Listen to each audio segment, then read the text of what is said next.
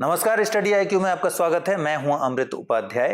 आज हमारे साथ एक बेहद खास मेहमान हैं जिनसे आपका परिचय कराता हूं। सबसे पहले हमारे साथ हैं 2013 बैच के IAS ऑफिसर और वो शख्स जिनकी किताबें घर घर में हैं। आप आर्ट एंड कल्चर और इकोनॉमिक्स के लिए इनकी किताबें खूब पढ़ा करते हैं।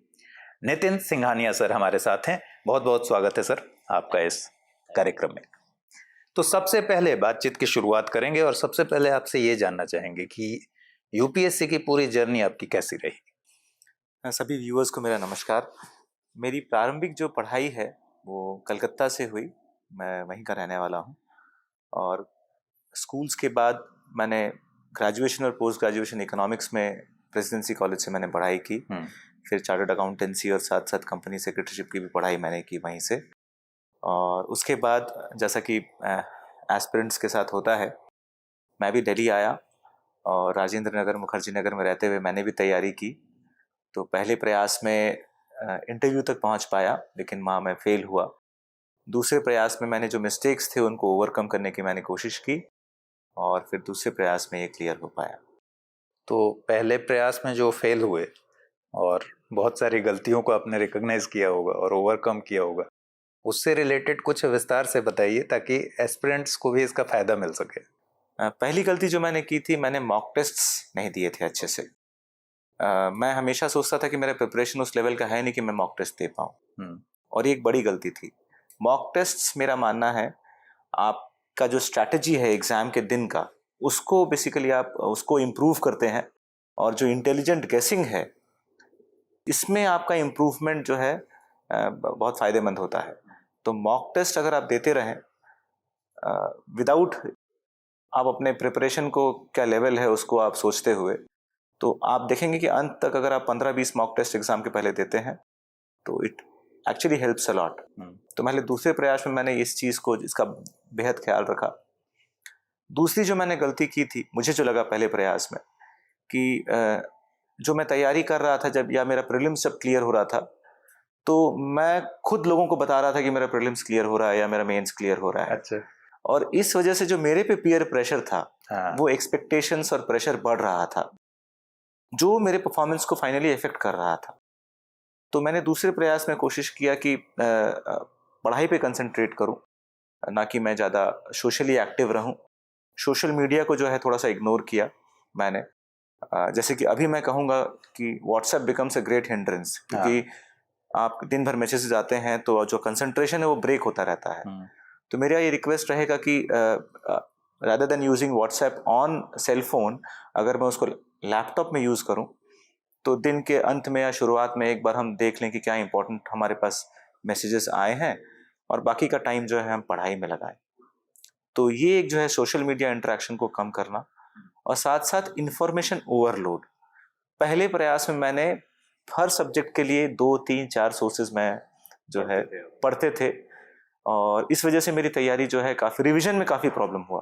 अच्छा। जो कि मैंने नेक्स्ट प्रयास में उसको सीमित रखा, 1 या 2 मैक्सिमम पर्टिकुलर सोर्सेज पे फोकस किया, करंट अफेयर्स को ऐड ऑन किया, एंड इन दैट मैनर मुझे काफ़ी फ़ायदा मिला और हो पाया। तो ये सोर्सेज वाली बात अगर करें तो ये कन्फ्यूज़न तो आज भी है कि कितने सोर्स से पढ़ें। जनरल मेंटालिटी ये है कि एक किताब पढ़ चुके हैं, फिर ज़रा सा इस किताब को भी देख लें, ये नोट्स भी देख लें, कुछ नेट से भी देख लें। इसका कितना नुकसान होता है? इसका रिवीजन के समय में काफ़ी नुकसान होता है, क्योंकि आप रिवीजन कर नहीं पाते हैं ढंग से। तो अगर मैं जीएस की बात करूं तो एक स्टैंडर्ड सोर्स को पकड़ते हुए, साथ में अगर आपको करंट अफेयर्स या फिर कोई एडिशनल सोर्स से थोड़ा बहुत जो इन्फॉर्मेशन मिल रहा है, उसको उसी के मार्जिन में, उस स्टैंडर्ड टेक्स्ट बुक के मार्जिन में उसको अगर मेंशन कर लें और साथ साथ उसी को बार बार रिवाइज करें, तो that helps a lot. In case of optional मैं कहूँगा नोट्स बनाना काफ़ी हेल्पफुल होता है। यहाँ पर मेरे केस में काफ़ी हेल्पफुल हुआ, क्योंकि एग्ज़ाम के पहले दिन भी अगर आप 50 पन्ने का पेपर 1 और 50 पन्ने का पेपर 2 का नोट्स है, तो उसको आप आराम से 2-3-4 घंटे में रिवाइज कर सकते हैं। बिल्कुल। जो कि और this exam is all about more revisions and having good confidence, और नोट्स को बार बार रिवाइज करने से, जो कि ऑप्शनल के केस में ये पॉसिबल है, तो कर पाते हैं। तो एग्जाम के दिन भी आप जो है उस पर्टिकुलर ऑप्शनल को 2 बार रिवाइज कर सकते हैं। 2 बार रिवाइज कर सकते हैं, लेकिन 50 पेज में नोट्स बनाना अपने आप में एक चैलेंज है। It's a challenge. तो उसमें भी क्या कोई trick? Trick in the sense आपको पूरा सिलेबस कवर करने के बाद जो है नोट्स बनाना शुरू करना है, ओके, ताकि आपको पता रहे कि मैंने उस पर्टिकुलर टॉपिक के लिए कितने पेजेस उन 50 पेजों में से आप रखेंगे। So this becomes important. मतलब कीवर्ड्स का ज्यादा इस्तेमाल करते होंगे आप। एकदम।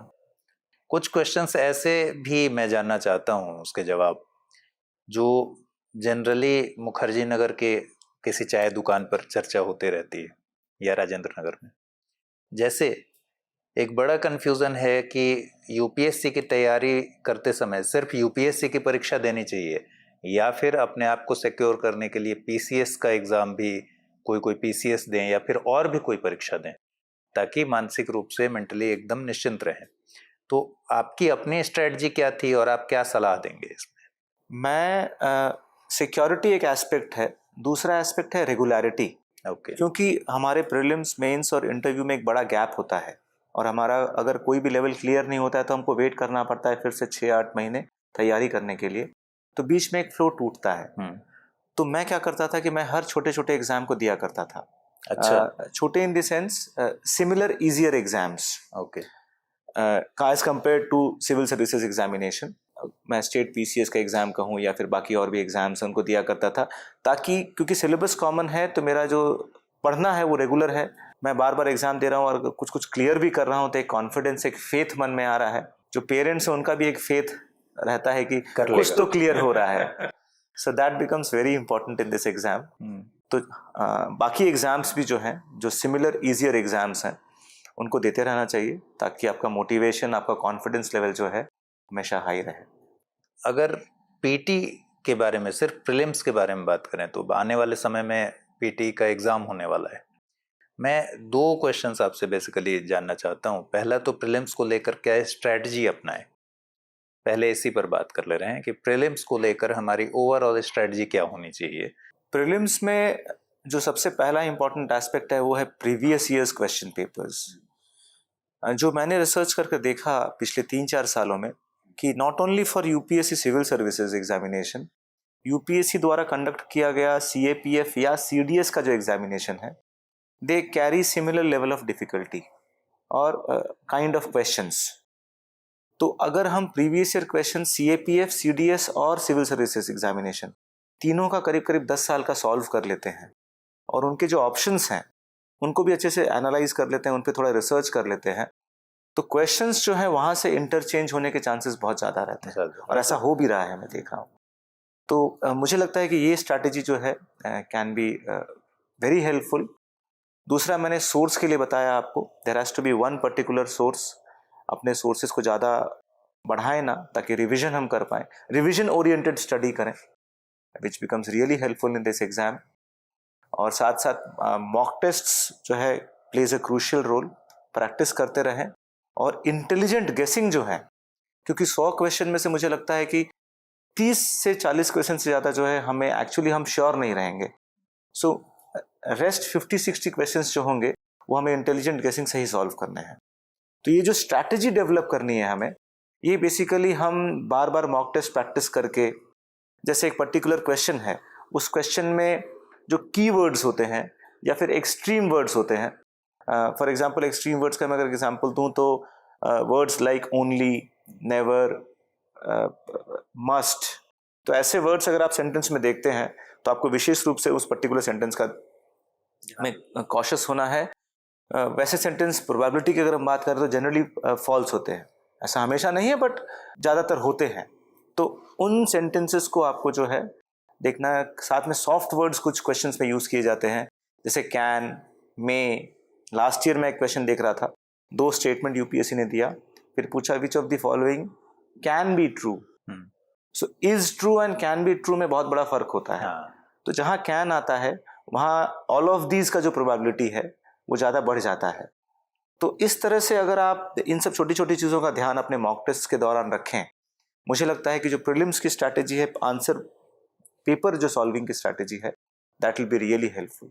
रीडिंग के दौरान भी मेरे ख्याल से केयरफुल रहने की ज़रूरत पड़ती है। जैसे बहुत सारे सवालों में ऐसा होता है, या आपके साथ भी हुआ होगा शायद, नहीं पढ़ना भूल जाता है इंसान, और आई कैचिंग ऐसा होता है कि इंसान पढ़ जाता है और नहीं शब्द नहीं पढ़ पाने की वजह से एकदम, इनफैक्ट मुझे याद भी आ रहा है मेरे साथ एक बार ऐसा हुआ था और वो क्वेश्चन मेरा गलत हुआ था। तो नॉट करेक्ट एंड करेक्ट जो है, दिस इज वेरी इंपॉर्टेंट। और उसके बाद मैं विशेष ध्यान रखता था अपने सेकेंड अटेम्प्ट में कि पहले वो देखो कि वो करेक्ट बोला है कि नॉट करेक्ट बोला है, और उसका सबसे ज्यादा अफसोस होता है बाहर निकल के। एकदम। ठीक है, प्रीलिम्स की स्ट्रेटजी में अगर और बात करें तो आपका जो फोर्टे रहा है किन सब्जेक्ट्स पर रहा है? क्योंकि मेरा एजुकेशनल बैकग्राउंड इकोनॉमिक्स और कॉमर्स का रहा है, तो सब्जेक्ट्स लाइक इकोनॉमिक्स, फिर हिस्ट्री में मेरा विशेष रुझान था, तो subjects like history, economics, current affairs, यहाँ पर जो है मैं ज़्यादा अच्छे से फोकस कर पाता था। तो इन सब को स्ट्रेंथ्स बनाकर और बाकी सब को रिवाइज करके जो है तैयारी कर सकते हैं हम, जो भी जिनका स्ट्रेंथ हो। हर सब्जेक्ट में कुछ कोर टॉपिक्स होते हैं, कुछ कोर एरियाज होते हैं जहाँ से क्वेश्चंस बहुत फ्रीक्वेंटली आते हैं। जैसे फॉर एग्जांपल अगर मैं इकोनॉमिक्स की बात करूँ, इंडियन इकोनॉमी की, तो topics like money and banking, international economic institutions, balance of payments, national income या public finance and tax structure, questions बहुत फ्रीक्वेंट हैं। तो आपको इनको कम से कम 3 से 4 बार रिवाइज करना है और बाकी टॉपिक्स को भी इग्नोर नहीं करना है, उनको कम से कम 2 बार पढ़ के जाना है, सो दैट क्वेश्चन अगर आता है तो you are able to manage. एक बात और जानना चाहता था मैं कि हर स्टूडेंट के साथ ये होता है कि कोई सब्जेक्ट बहुत ज़्यादा स्ट्रेंथ वाला होता है और कोई बहुत वीक होता है, तो इस दौरान क्या करना चाहिए? वीक सेक्शन पर ज़्यादा जोर लगाएं या स्ट्रॉन्ग को और स्ट्रॉन्ग बनाने की कोशिश करें? आपके साथ भी तो ऐसा हुआ होगा कि कोई एरिया ऐसा होगा जिसको आप छूना नहीं चाहते होंगे, मजबूरी में टच करते होंगे। जैसे जनरली मैं देखता हूँ कई लोग हैं जो साइंस टेक से भागते हैं, या आर्ट एंड कल्चर अपने आप में ऐसा टॉपिक है, तो ऐसे में क्या करना चाहिए? छोड़ सकते हैं या फिर किस तरह से मैनेज करें? मेरी जो उस समय की स्ट्रैटेजी थी, जो मेरे कोर एरियाज नहीं थे उन पे मैं कम ध्यान देता था।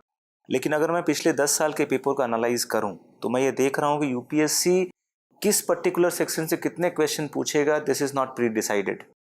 फॉर एग्जांपल 2016 या 17 में जो क्वेश्चन पेपर था उसमें करीब करीब 80% जो क्वेश्चंस थे वो करंट अफेयर से आ गए थे। हाँ। और बच्चे उस साल जो है स्टैटिक पोर्शंस को जो करके गए थे, they could not clear it. तो मैं कहूँगा कि कॉम्प्रिहेंसिवली आप करके जाएं। स्ट्रेंथ एरिया को तो आपको मेहनत करना ही है, उसको तो आपका वो फोटे है, उसमें तो आपको क्वेश्चंस रॉन्ग नहीं करने हैं। लेकिन अगर आप वीक पोर्शंस को नेग्लेक्ट करके जाते हैं, छोड़कर जाते हैं, तो आपका कॉन्फिडेंस लेवल जो है बहुत कम रहेगा और वो आपको इम्पैक्ट करेगा ओवरऑल। ठीक है, मतलब आज के दौर में जो एग्जाम का ट्रेंड चेंज हुआ है उसके बाद तो सारे एरियाज पर बराबर ध्यान देने की जरूरत है। एकदम।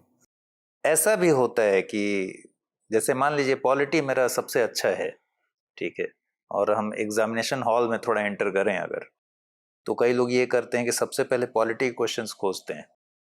तो मैं ये जानना चाहता हूँ कि एग्जामिनेशन वाले दिन, पीटी के एग्जाम वाले दिन, क्या क्या चीज़ें दिमाग में रखनी चाहिए? 2 तरह से, एग्जामिनेशन हॉल के बाहर मतलब एक दिन पहले से, और दूसरा हॉल के अंदर जाने के बाद। क्योंकि प्रीलिम्स एक सबसे टफेस्ट जो है लेवल है मुझे लगता है तीनों में से, क्योंकि कंपटीशन बहुत वहाँ ज़्यादा होता है। तो प्रीलिम्स के पहले दिन कुछ कुछ इंपॉर्टेंट एस्पेक्ट्स हैं, जैसे कि प्रीलिम्स के पहले दिन you should have a proper sleep. तो हमको कोशिश करना चाहिए हमें कि हम 10 बजे के पहले जो है उस दिन कम से कम सोने का प्रयास करें। और ये सिर्फ उस दिन करने से नहीं होगा, अगर हम 3-4 दिन से इस पर्टिकुलर हैबिट को कंटिन्यू करें तो शायद उस दिन जो है हमारे प्रॉपर नींद आए हमें। तो अच्छी तरह से सोना एक पहला इंपॉर्टेंट एस्पेक्ट है। दूसरा है कि समय पर पहुंचना एग्जामिनेशन सेंटर। अगर मेरा एग्ज़ाम 9:30 बजे से है और मैं अगर 9:15 पे पहुंचता हूं तो जो एंजाइटी लेवल होती है हमारी बहुत ज़्यादा होती है, और उस कारण that actually impacts our performance in the paper. तो कम से कम 8:30 बजे तक एग्जामिनेशन सेंटर पे पहुंच जाना, और कोशिश ये करना कि अगर हम 1 हफ्ते पहले या 2-4-5 दिन पहले एक बार सेंटर घूम आए तो जो रूट है हमें क्लियर रहे, सो हमें एक अंदाज़ा हो कि कितना समय लगेगा पहुंचने। उस दिन कोई एंजाइटी ना हो जाए। बिल्कुल। और साथ साथ कुछ ऐसा एनर्जेटिक खाएं। बहुत लोग होता है कि चॉकलेट्स खाते हैं और कुछ और ऐसा, तो इट एक्चुअली हेल्प्स कि आपका जो परफॉर्मेंस लेवल है वो इम्प्रूव होता है एग्जाम के दौरान। So this is one tip I think जो हेल्प कारगर साबित हो सकता है। एग्ज़ाम हॉल में घुसने के बाद पेपर देते समय जैसा कि आपने पूछा कि कैसे शुरुआत करें या किस पर्टिकुलर पोर्शन से शुरुआत करें, तो एक मन में जो है डर काम करता है कि क्वेश्चन नंबर 1 हमेशा टफ होगा। तो मेरा ये हमेशा से रहा है कि मैं क्वेश्चन नंबर 1 से शुरुआत नहीं करता था। Any of the question, may be question number 7, 6 और क्वेश्चन नंबर 10 से शुरुआत करता था। तो कम से कम ये जो कॉन्फिडेंस है वो मेरा हमेशा बूस्टेड अप रहता था कि मैं I am starting with the easier question. दूसरा मैं कहूँगा कि जो आपका स्ट्रेंथ है आइडेंटिफाई करें पेपर में कि उसके क्वेश्चंस कहाँ पर हैं, जल्दी जल्दी, विदाउट वेस्टिंग योर टाइम कि आप पूरा क्वेश्चन पेपर पढ़ रहे हैं, उसको ढूंढकर तुरंत वहाँ से जो है क्वेश्चन सॉल्व करना चालू कर दें। तो उससे क्या होगा कि आप, क्योंकि आपके क्वेश्चन सॉल्व होते जाएंगे उस समय, जो आप ज़्यादा श्योर रहेंगे, तो आपका जो मोटिवेशन है, जो कॉन्फिडेंस है, वो बहुत हाई रहेगा और ओवरऑल पूरे 2 घंटे जो है इट विल रियली इम्पैक्ट और अपने परफॉर्मेंस को आप जो है बहुत इंप्रूव कर। ठीक है। अंदर एक और दिक्कत होती है कि बुकलेट और OMR के बीच में हमें एक बैलेंस बनाना होता है। तो कई बार ऐसा भी होता है कि एक सीक्वेंस इधर उधर हुआ और 5 क्वेश्चंस गलत हो गए OMR शीट पर भरते समय। तो इसके लिए भी कुछ खास ध्यान रखना होता है। मेरी जो स्ट्रैटेजी रही है कि मैं, जैसे पूरा पेपर 2 घंटे का था, तो 2 घंटे में मुझे अगर 100 क्वेश्चन सॉल्व करने हैं तो 25-25 क्वेश्चन हर आधे घंटे में, तो मैं 25 क्वेश्चन सॉल्व करता था, फिर 25 क्वेश्चन को OMR शीट में मार्क करता था, ताकि हर आधे घंटे में मैं अगर OMR शीट मार्क कर लूँ तो एक कॉन्फिडेंस रहता है कि हाँ मैं कुछ कुछ जो है करता जा रहा हूँ, अच्छा अच्छा सब हो रहा है, ना कि मैं पूरे पेपर को सॉल्व करके एंड में OMR शीट मार्क करूँ। या फिर और एक स्ट्रैटेजी होती है कि मैं एक क्वेश्चन कर रहा हूँ फिर OMR शीट मार्क कर रहा हूँ। इससे क्या होता है कि हमारा जो कंसंट्रेशन है ना पेपर सॉल्विंग का, वो ब्रेक होते रहता है। सो मेरी जो स्ट्रैटेजी रही है कि 25 क्वेश्चन मैं सॉल्व करूँ, फिर मैं OMR फिलअप करूँ, और उसमें एक बात का ध्यान रखूँ कि वाइटनर मैं अवॉइड करूँ यूज़ करना, बिकॉज हो सकता है कि हमारा OMR शीट रिजेक्ट हो जाए। और जो UPSC के गाइडलाइंस हैं with regard to using the colour of the ball pen, उसका विशेष ध्यान रखूँ। तो इन सब बातों का ध्यान, और रोल नंबर बहुत अच्छे से भरूँ, बहुत ध्यान से भरूँ, तो इन बातों का ध्यान, हमारा OMR शीट फटे ना। बिकॉज मेरा एक एक्सपीरियंस रहा है, मेरे पास में बैठा हुआ हमारा एक, मैंने दूसरा एक और एस्पिरेंट, आई फाउंड कि उसका OMR शीट हवा चल रही थी, एक कील निकली हुई थी बेंच में, और OMR शीट भर दिया था उसने, जब जमा देने गया तो वो कील से टकरा कर उसका OMR शीट जो है फट गया। तो ये जो बेसिक चीज़ें हैं, छोटी छोटी चीज़ों का ध्यान हम पहले से रख पाएँ अगर, मुझे लगता है कि the overall performance can be improved. ठीक है। एग्जामिनेशन हॉल में एक और बात मैं आपसे जानना चाहता हूँ, अब बातें हो रही हैं तो ठीक से हो, कि ज़रूरी नहीं है कि हर क्वेश्चन देखते के साथ आपको क्लिक कर जाए कि भाई ये सही जवाब है, या ये भी ज़रूरी नहीं है कि क्वेश्चन देखते ही आपको लगे कि इसको नहीं बनाना है। कुछ क्वेश्चंस ऐसे होते हैं जो लगता है कि बन भी जाएगा, एक आध पॉइंट्स मिस करता है इंसान, तो उसको क्या मार्क करके छोड़ दें बाद के लिए, या उसी समय उस पर दिमाग लगाएं? क्योंकि एग्जामिनेशन हॉल में सबसे बड़ा जो चैलेंज है वो है टाइम मैनेजमेंट। जैसे एक क्वेश्चन मैंने टिक कर दिया, दूसरा क्वेश्चन मुझे खुद डिलेमा है, तो उन सारे क्वेश्चंस का बंच कैसे, उसको मैनेज कैसे करते हैं? इस केस में मैंने बाकी दूसरे टॉपर्स को भी सुना है, डिस्कस भी किया है उनसे, और मेरा खुद का भी ये मानना है कि जो सबसे पहले क्वेश्चन को देखने के बाद जो सबकॉन्शियसली सबसे पहले स्ट्राइक करता है कि ये राइट है या रॉन्ग है या ये होना चाहिए, ज़्यादातर केसेस में वही सही होता है। हाँ। और ना कि फिर से हम उसको छोड़कर रिवाइज करके आए तो हमारा थॉट प्रोसेस डिफरेंट हो जाता है और उस चक्कर में हम ज़्यादा रॉन्ग कर देते हैं। हाँ। तो अगर सेंटेंसेस दिए हुए हैं, 3 सेंटेंसेस दिए हुए हैं, तो सेंटेंसेस को पढ़ने के बाद ही हमारे दिमाग में एक स्ट्राइक करता है कि ये सही होगा या गलत होगा। तो उसके बगल में ही उसको हम पर्सनलाइज कर लें, या कि वहीं पर टिक राइट कर दें या क्रॉस कर दें, सो दैट फिर से जो दूसरे सेंटेंसेस पढ़ने के बाद जो हम फाइनल आंसर जब डिराइव कर रहे हैं तो उस पर्टिकुलर सेंटेंस को हमें फिर से पढ़ना ना पड़े और हम कंफ्यूज ना हो। तो स्टेटमेंट्स को पर्सनलाइज करना, पढ़ते ही उसको यस या नो कर लेना, अगर हम क्लियर हैं with our thoughts, that actually helps a lot. तो कुछ सिंबल्स भी टॉपर्स बताते हैं, कुछ सिंबल्स का यूज कीजिए, कोई मार्क कर लीजिए ऐसा, ताकि आपको लास्ट में कंफ्यूजन ना हो, 2 घंटे के अंतिम 5 मिनट में ऐसा लगता है। और आजकल जो सबसे बड़ा हॉट केक है, आजकल जो सबसे ज़्यादा चर्चा जिस बात की होती है वो होती है सीसेट। आप भी देख रहे होंगे इस बीच में ट्रेंड, सीसेट को लेकर कितना सचेत होने की ज़रूरत है, क्या करने की ज़रूरत है? मैं पिछले 2 साल से जो देख रहा हूँ यूपीएससी का जो कट ऑफ, जो कि हमेशा 105 प्लस हुआ करता था इन द प्रीलिम्स एग्जामिनेशन, वो अभी 90 से 95 के बीच में आकर ठहर गया है। इसका एक मेजर जो रीज़न है वो सी सैट है। सी सैट का पेपर इतना कॉम्प्लेक्स और इतना टफ बना दिया गया है कि फॉर एग्जांपल जो कॉम्प्रिहेंशंस आते हैं, एक बड़े से कॉम्प्रिहेंशन के लिए सिर्फ एक क्वेश्चन होता है और वो क्वेश्चन भी इतना उसको इस तरह से फ्रेम किया जाता है, for example what is the critical message of this particular passage, तो बिकम्स रियली कंफ्यूजिंग। तो मैं कहूँगा कि वहाँ पर जो है आपको सी सैट में द स्ट्रैटेजी जो है, जो मुझे लगता है कि पिछले 3-4 साल के जो क्वेश्चन पेपर्स हैं उनको बार बार सॉल्व करना और उनको सॉल्व करके जो इंटेलिजेंट गेसिंग है उसको इम्प्रूव करना, that actually plays a great role. तो आप नेग्लेक्ट ना करें उसमें जो आपके स्ट्रॉन्ग एरियाज हैं, किसी के लिए अगर इंग्लिश है, किसी के लिए मैथमेटिक्स है, या किसी के लिए it may be logical reasoning, तो उस पर जो है अपने स्ट्रेंथ्स को और इम्प्रूवाइज करना। और जो हम गलती करते हैं कि हम क्वेश्चंस अटेम्प्ट नहीं करते हैं। जैसे अभी मैं देख पा रहा हूँ कि आउट ऑफ 80 क्वेश्चंस करीब 40-45 में जाकर ही हम रुक जाते हैं और उसमें से नेट में जो हमें 27 क्वेश्चन करेक्ट करने होते हैं, it becomes really difficult sometimes because questions इतने कंफ्यूजिंग होते हैं। तो मैं कहूँगा कि आप अगर कोशिश कर पाए हम कि कम से कम 50, 55, 60 क्वेश्चन हम अटेम्प्ट कर रहे हैं with a good quality of intelligent गेसिंग, सी सैट जो है हम क्लियर कर सकते हैं। और जीएस वाले पेपर में ये कितने क्वेश्चंस अटेम्प्ट करें, ये तो हमेशा कंफ्यूजन होता है कि ज़्यादा करें या कम करें। अब ये डिपेंड करता है कि आपकी एक्यूरेसी लेवल क्या है, और एक्यूरेसी लेवल हम डिसाइड करते हैं मॉक टेस्ट्स जो देते हैं, उससे हमें एक आइडिया लगने लगता है कि हमारी एक्यूरेसी इतनी रहती है। तो जिनकी एक्यूरेसी बहुत अच्छी है, मैंने देखा है कि जनरली वो 60, 65, 70 क्वेश्चन अटेम्प्ट करके भी जो है आराम से क्लियर कर लेते हैं। लेकिन मेरे जैसे लोग जिनकी एक्यूरेसी लेवल थोड़ी हमेशा से कम हुआ करती थी, तो मैं हमेशा से 85 से 90 क्वेश्चन अटेम्प्ट किया करता था, सो दैट अगर नेगेटिव होता भी है तो कट कुटा कर आ जाए और मैं क्लियर कर लूँ एग्जाम। ठीक है। पर्टिकुलरली अगर बात करें आर्ट एंड कल्चर के स्ट्रेटजी को लेकर के, आर्ट एंड कल्चर को कैसे तैयार करें, क्योंकि धीरे धीरे इसका रोल बढ़ता गया है इस बीच, तो कुछ बताएं आप।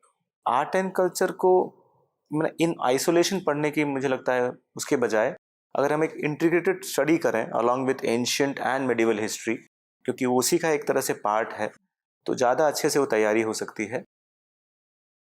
टू स्टार्ट विथ जो NCERTs हैं class 6th, 7th, class 12th के, और जो 11th एंड 12th के फाइन आर्ट के NCERT है, तो ये जो 6 NCERT हैं they are real treasure of knowledge.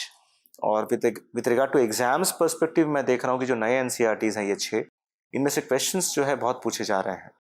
तो इन 6 NCERTs को फोकस करते हुए, बेस बनाते हुए, इनको अच्छे से पढ़ना, इनको प्लीज़ ना छोड़ना, और साथ साथ कोई भी एक स्टैंडर्ड बुक और उसके बाद previous year question papers all of CAPF, CDS as well as civil services examination को सॉल्व करना can be a good strategy to. और इसमें अगर मैं कोर एरियाज की बात करूं जहां से क्वेश्चंस बहुत ज़्यादा पूछे जाते हैं, उन पे ज़्यादा फोकस करना। For example Indian architecture, Indian paintings, Indian religion with special emphasis on Buddhism and Jainism, Indian literature, world heritage sites जो यूनेस्को द्वारा डिक्लेयर किए जाते हैं, यूनेस्को के इंटेंजिबल कल्चरल हेरिटेज, साथ साथ भक्ति एंड सूफी मूवमेंट, और जो टर्म्स को लेकर मैं देख रहा हूँ कि 3-4 साल से क्वेश्चंस काफ़ी पूछे जा रहे हैं, एंशिएंट और मेडिवल टर्म्स, तो जो NCERTs के पीछे ग्लॉसरी दी गई है या फिर बाकी जो स्टैंडर्ड बुक्स में जो ग्लॉसरीज होता है उसका हेल्प लेकर, क्योंकि 1-2 क्वेश्चन आपको आ जाएंगे, तो इन सब 5-6 जो एस्पेक्ट्स हैं, कोर एरियाज हैं, इन पे ज़्यादा फोकस, और बाकी को नेग्लेक्ट नहीं करना, बाकी को कम से कम 1 से 2 बार पढ़ के जाना। और आर्ट एंड कल्चर में करंट अफेयर्स की भी कोई भूमिका देखते हैं आपकी, उसको तो हमेशा अपडेट रखना है एकदम। इनफैक्ट जो मैं देख पा रहा हूँ कि लास्ट ईयर भी जो क्वेश्चन पूछा गया एक, वो इनफैक्ट न्यूज़ में काफ़ी था, चंद्रकेतुगढ़, और न्यूज़ में था उस वजह से पेपर में आ गया। तो करंट अफेयर्स का इस तरह से रोल रहता है कि करंट अफेयर्स से आपको टॉपिक्स के आइडियाज़ मिलते हैं कि ये सब न्यूज़ में है, और उनके बारे में फिर विस्तार से पढ़ लेना जो है, it actually helps. Overall current affairs की अगर बात करें तो जनरली पूछा जाता है कि इस करंट अफेयर्स के लिए क्या करें। बहुत सारा इन्फॉर्मेशन है, बहुत सारा सोर्स भी बहुत ज़्यादा है, अखबार भी है, न्यूज़पेपर पढ़ना है नहीं पढ़ना है, ये सारे बहुत कंफ्यूजन वाले पॉइंट्स हैं। न्यूज़पेपर्स मैं कहूँगा फॉर अ बिगनर, जिनकी तैयारी जो है, जिनके पास 1-1.5 साल है एग्ज़ाम प्रीलिम्स देने से पहले तक, तो newspapers play a very important role. लेकिन पूरा न्यूज़पेपर नहीं पढ़ना, उसमें से जो 3 से 5 जो इम्पोर्टेंट न्यूज़ हैं उसको आधे घंटे में पढ़ लेना, और उससे ज़्यादा समय न्यूज़पेपर को नहीं देना, बिकॉज आपको बाकी बहुत कुछ पढ़ना होता है। और साथ साथ मैं जो किया करता था, जो PIB का जो वेबसाइट है या फिर उसका जो ऐप है, उसके थ्रू से आपको अगर वीकली भी आप एट अ ग्लांस करते हैं तो जितने भी गवर्नमेंट के जो डेवलपमेंट्स हो रहे हैं, जो स्कीम्स आ रही हैं, जो परफॉर्मेंसेस हैं, उनका एक अच्छा वहाँ पर जो है आपको डेटा एस्पेक्ट पूरा एनालिसिस मिलता है। तो उसको अगर आप वीकली भी एट अ ग्लांस एक बार देखते रहें और साथ साथ न्यूज़पेपर्स पढ़ें। और मैं जो किया करता था कि मैं रात को विविध भारती सुनता था, रात को जो 9 बजे न्यूज़ आती है, तो उससे भी काफ़ी मुझे हेल्प मिलता था कि मुझे, अगर मैं न्यूज़पेपर नहीं भी पढ़ पा रहा हूँ उस दिन, तो मुझे पता होता था कि मेरे आसपास क्या हो रहा है देश और दुनिया में। तो ये सब एस्पेक्ट्स, और साथ साथ उस न्यूज़पेपर को पढ़ने के बाद जो भी गैप बचता है आपका, उस गैप को पूरा करने के लिए जो मंथली मॉड्यूल्स आते हैं आपको वेरियस ऑनलाइन सोर्सेज में या फिर वेरियस इंस्टीट्यूट्स के जो मटेरियल होती है, और मंथली मॉड्यूल और yearly compilations, that actually helps a lot for the revision. तो न्यूज़पेपर्स, साथ में PIB, विविध भारती अगर आप सुन पाएँ, और मैं कहूँगा कि मंथली मॉड्यूल्स, जिनके पास समय कम है वो सिर्फ मंथली मॉड्यूल्स और जो ईयरली कंपाइलेशंस होते हैं उन पे फोकस कर सकते हैं। ठीक है। और आर्ट एंड कल्चर के बाद मैं जानना चाहूँगा अगर कि इकोनॉमिक्स, जो कि आपका कोर सब्जेक्ट रहा है, तो 2 सवाल है। पहला सवाल कि इकोनॉमिक्स से ऑप्शनल था आपका पूरा बैकग्राउंड इकोनॉमिक्स रहा है, तो यहाँ से यू टर्न लेकर आर्ट एंड कल्चर में इतना फेमस होना, रिनाउंड होना, आर्ट एंड कल्चर पर इतना काम करना, ये कैसे हुआ? इकोनॉमिक्स मेरा बैकग्राउंड है, लेकिन आर्ट एंड कल्चर मेरा इंटरेस्ट था। ओके। तो और मेरे मेंस के बाद मुझे ये फील होता था कि मेरा ये वीक पोर्शन है, तो मैंने आर्ट एंड कल्चर, हाँ ओके, तो मैंने उस पर फिर काम करना शुरू किया। मैंने उसमें और मेहनत की क्योंकि इंटरेस्ट था मुझे, तो और फिर मैं उसे पढ़ाने लगा। तो इस तरह से एक सब्जेक्ट पे एक अच्छा कमांड डेवलप हुआ, फिर एग्ज़ाम क्लियर हुआ, उस तरह से फिर जो है। तो बेसिकली आर्ट एंड कल्चर आपका कमज़ोर सब्जेक्ट था, इसलिए बाद में बहुत मजबूत कर लिया आपने इसको। ठीक है। इकोनॉमिक्स की स्ट्रेटजी को लेकर जानना चाहेंगे कि इकोनॉमिक्स की स्ट्रेटजी कैसे बनाएं, किन किन बातों का ख्याल रखें। जैसा कि मैंने आर्ट एंड कल्चर में बताया कि हर एक सब्जेक्ट में एक कोर जो टॉपिक्स होते हैं उन पे फोकस करना। तो इकोनॉमिक्स की अगर मैं बात करूं और मैं प्रीवियस ईयर्स के ट्रेंड की अगर बात करूं, तो मैं देख पाता हूं कि money and banking, international economic institutions, public finance and tax structure, balance of payments, national income, ये जो 5-6 इंपॉर्टेंट एस्पेक्ट्स हैं, इनसे क्वेश्चंस बहुत फ्रीक्वेंट है और बहुत ज़्यादा आते हैं। इकोनॉमिक्स से अगर एग्ज़ाम में आउट ऑफ 100 क्वेश्चंस अगर 15 से 25 क्वेश्चन आते हैं, तो इन 5-6 मैंने एस्पेक्ट्स को मिलाकर कम से कम 10 से 12 क्वेश्चन रहते हैं। तो इन पे अगर हम ज़्यादा फोकस करें, इन पे अगर हम करीब करीब 3 से 4 बार रिवाइज करके जाएं, चीज़ों को थोड़ा कॉम्प्रिहेंसिवली प्रिपेयर करके जाएं, इसमें मैं कहूँगा कि RBI का जो वेबसाइट है, it is a treasure of information. और वहाँ से क्वेश्चंस भी मैं देख पाता हूँ कि अगर आप उसको अच्छे से पढ़ के जाते हैं, समझ के जाते हैं, तो क्वेश्चंस आप अच्छे से सॉल्व कर पाते हैं, बिकॉज क्वेश्चंस कॉन्सेप्चुअल जनरली ज़्यादा होते हैं इकोनॉमिक्स में। तो RBI की वेबसाइट, इकोनॉमिक सर्वे और साथ साथ यूनियन बजट जो है रीसेंट, इन तीनों का एक मेल और साथ में कोर कॉन्सेप्ट्स जो कोर एरियाज हैं उन पे फोकस करना can be a good strategy to score well in economics. ठीक। कुछ ऐसी बातें जो आम तौर पर बच्चों को परेशान करती हैं, एस्पिरेंट्स को, जैसे स्ट्रेस होते रहता है बीच बीच में। स्ट्रेस इस लिहाज से होता है कि हर कुछ दिन पर लगता है कि मुझसे नहीं हो पाएगा, या फिर कुछ सिचुएशंस भी ऐसे होते हैं, सर्कमस्टांसेस भी ऐसे होते हैं। इस स्ट्रेस मैनेजमेंट के लिए क्या करें? मुझे इनफैक्ट अपना समय याद आ रहा है कि हर 15 दिन में मुझे भी स्ट्रेस, हर 15-20 दिन मुझे स्ट्रेस हुआ करता था। अच्छा। कि शायद मैं नहीं क्लियर कर पाऊंगा इसको। तो मुझे लगता है यहाँ पर it's very normal and natural for aspirant, आपको घबराना नहीं है, सभी के साथ ऐसा होता है। यहाँ पर आप जिस मकसद से इस एग्ज़ाम की तैयारी करने आए थे, उस मकसद को आपको जाकर फिर से जो है रिवाइज करना है, रिफ्लेक्ट करना है। For example in my case it was my parents dream, तो मेरे माता पिता की जो इच्छा थी उसको पूरा करने के लिए मैं सर्विसेज की तैयारी मैंने शुरू की थी। तो उनसे बात करके, उनसे और मोटिवेटेड होकर, this actually help me a lot, जो जिस गोल से मैं आया हूँ, तो that help me a lot to overcome this fear. दूसरा है कि सोशल मीडिया जो है उससे अपने आप को अगर आप थोड़ा बचा कर रख पाएं, क्योंकि सोशल मीडिया का एक बड़ा हिंड्रेंस होता है। और अगर आप लोग जानने लगते हैं कि आप इस एग्ज़ाम की तैयारी कर रहे हैं और आप इसका प्रचार करते हैं, तो आप पे एक पीयर प्रेशर डेवलप होता है जो आपके परफॉर्मेंस को इफेक्ट करता है। तो अगर इससे आप बच पाएँ तो it actually helps a lot. तीसरा, इंफॉर्मेशन ओवरलोड मैंने बताया आपको, उससे बहुत डर होता है मन में कि मैं ये नहीं पढ़ रहा हूँ, ये इम्पोर्टेंट है। तो आप जो है सोर्सेज को ना बढ़ाकर जिसको आप ले रहे हैं, जो कि सबसे ज़्यादा रिकमेंडेड सोर्सेज होते हैं, उन पे फोकस करें और बाकी मटेरियल अगर आपको समय मिलता है तो उस पर ऐड ऑन करें, क्योंकि यहाँ पर revision is the key.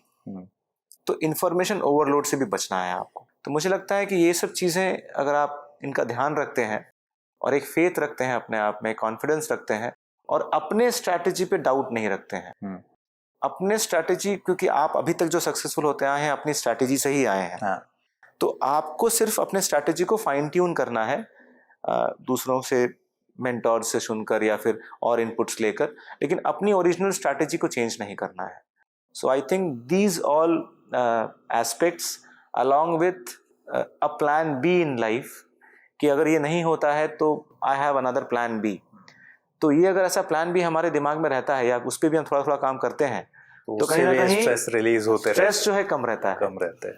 So these all matters a lot. दूसरा, एक तो लाइफस्टाइल को लेकर अगर बात करते हैं हम, कि एग्जामिनेशन में एक बड़ा मिथ है कि कमरे में बंद होकर तैयारी करनी है और बहुत तैयारी करनी है, पढ़ना तो इतना है कि, तो उसमें बाकी सारी चीजें छूट जाती हैं, हंसना, खेलना, कूदना, सब कुछ मूवी देखना। तो जनरली आप क्या कहना चाहेंगे?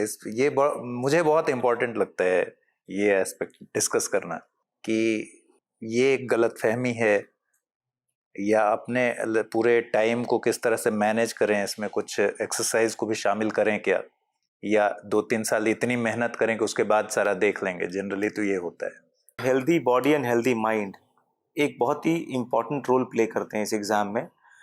अगर शॉर्ट टर्म में भले ही आपको लगे कि मैं आज एक्सरसाइज नहीं कर रहा हूँ, ठीक है, मैं उस समय पढ़ाई में लगा दूँ, बट लॉन्ग टर्म में आपको इम्पैक्ट करेगा और कहीं ना कहीं आपका जो कंसंट्रेशन लेवल है, जितना एफर्ट आप दे पाते हैं बैठकर पढ़ने का, वो आप दे नहीं पाएंगे। तो रेगुलर एक्सरसाइजेस भले ही आप 15 मिनट करें, but it has to be a regular exercise along with some pranayama. मुझे बहुत हेल्प करता था। इनफैक्ट मुझे याद है मेंस की परीक्षा के पहले मैं सुदर्शन क्रिया किया करता था और मुझे काफ़ी उससे बेनिफिट मिला। तो दीज ऑल एस्पेक्ट्स, एक्सरसाइजेज और अपना जो भी आपका हॉबी है या पैशन है, मनोरंजन के तौर पर उसको परसू करना। जैसे I used to love cooking. अच्छा।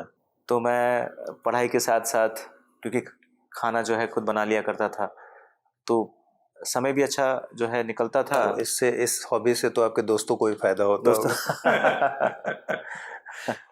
So in that manner, I guess, pursuing your hobby along with this exercises and pranayam actually helps, क्योंकि वर्क लाइफ बैलेंस या फिर स्टडी लाइफ बैलेंस की बहुत ज़रूरत है, जैसा कि आपने बताया। And this exam, clearing this exam is just a means to achieve a particular end. Exam clear करना ही एक एंड नहीं है। तो मेरा मैं मानना है कि जो आपकी रूटीन है उसमें रहते हुए एक फोकस्ड हार्ड वर्किंग अप्रोच हो। I guess this clearing this exam is not that tough. जब हम कहते हैं कि this exam is not that tough, तो बात आती है कि फिर तो ये आपकी साइकोलॉजी से भी काफ़ी चीज़ें मैच करेंगी। मतलब साइकोलॉजिकल प्रेशर या फिर ये मानना कि एग्ज़ाम अगर टफ नहीं है, तो इससे भी कुछ मिलता है क्या बल, कि मनोवैज्ञानिक तौर पर अगर इंसान माने कि यार एग्ज़ाम इतना टफ नहीं है एकदम, तो एकदम इस एटीट्यूड का क्या असर पड़ता है? मैंने तो हमेशा से ये फील किया कि ये जो एग्ज़ाम है या पूरी प्रक्रिया है, it is all about confidence.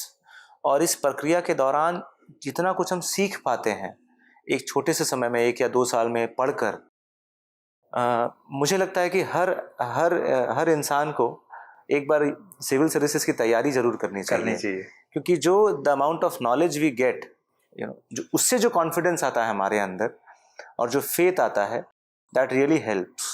तो आपको कॉन्फिडेंट और इस प्रक्रिया को एंजॉय करना है, ना कि प्रेशर फील कराना है कि आपको एग्जाम क्लियर करना है।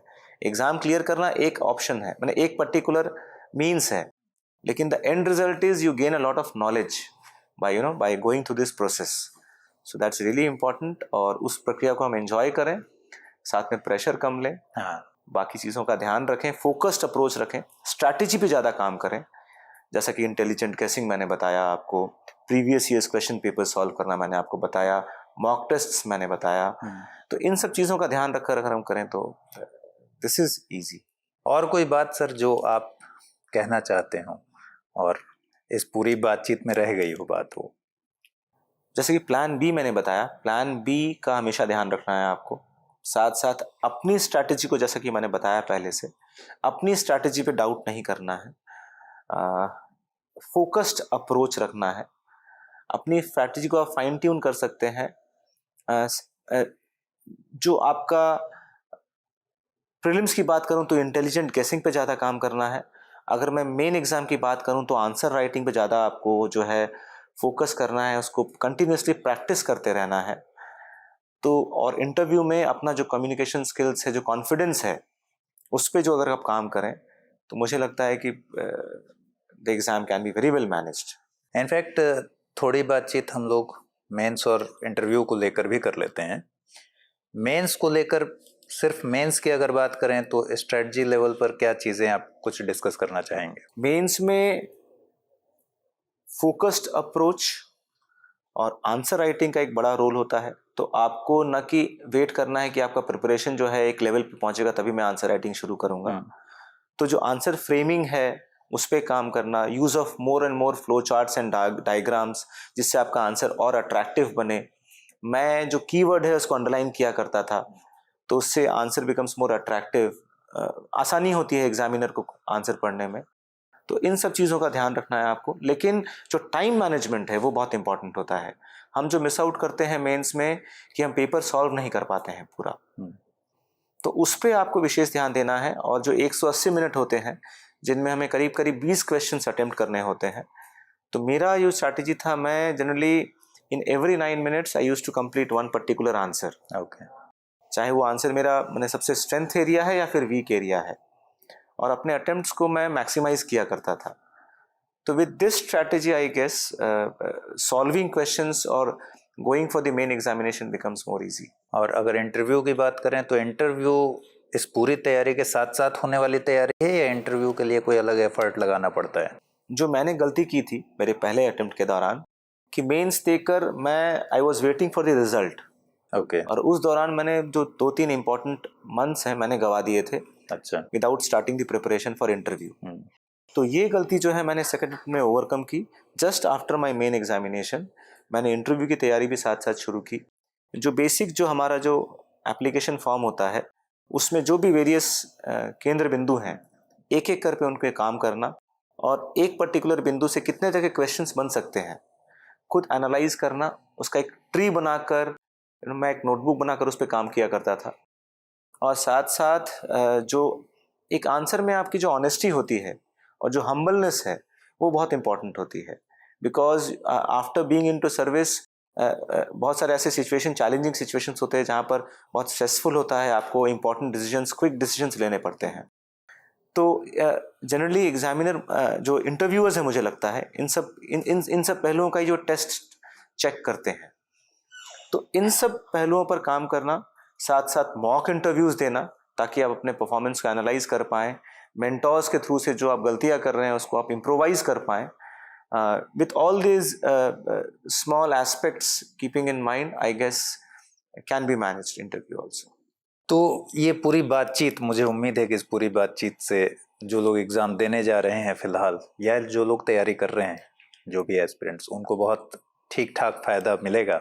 और आपके अनुभव से भी काफ़ी फ़ायदा मिलेगा। सबसे अच्छी बात है कि आप लगातार बदलते हुए ट्रेंड से जुड़े हुए हैं और एनालिसिस करते रहते हैं, तो इन सारी चीज़ों का ज़रूर फ़ायदा मिलेगा।